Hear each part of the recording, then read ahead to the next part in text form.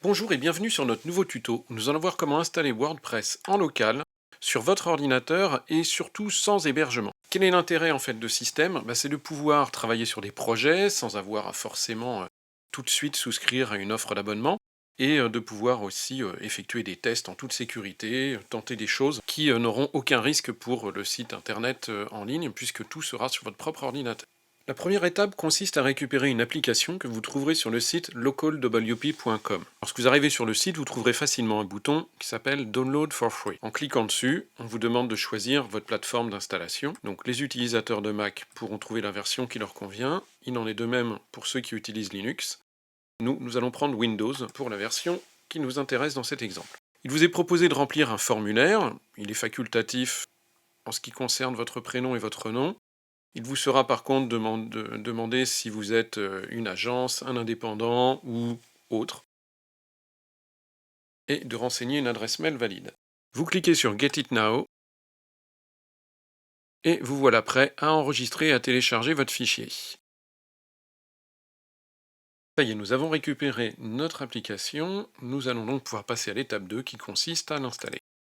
Alors, vous allez choisir donc les options qui correspondent à votre installation, uniquement pour vous en tant qu'utilisateur de l'ordinateur, ou si tous les utilisateurs de votre ordinateur peuvent y accéder. Donc, vous choisissez l'option qui vous convient, et vous cliquez sur Suivant.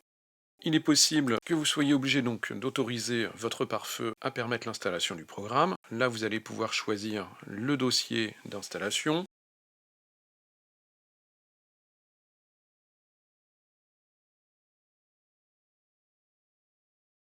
L'installation s'est bien déroulée, on peut lancer Local en cliquant simplement sur Fermer.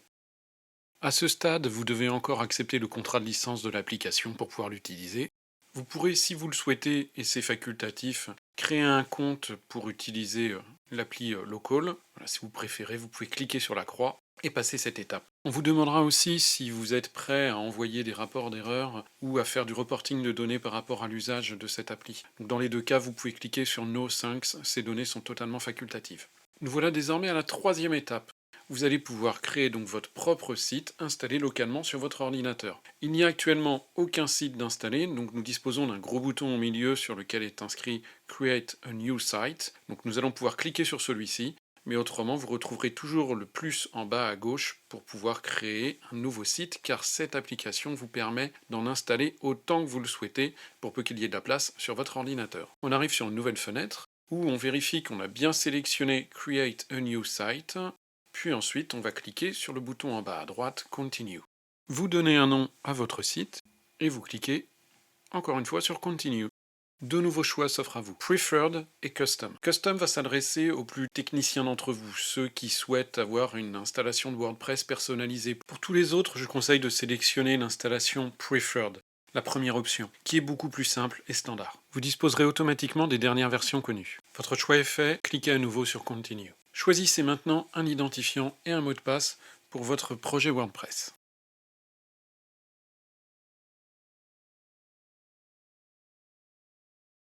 Et validez votre choix en cliquant sur Add Site.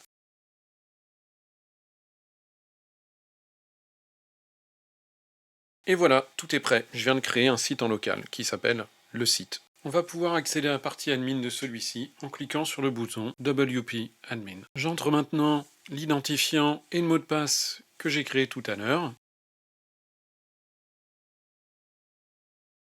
Et j'accède au tableau de bord de WordPress.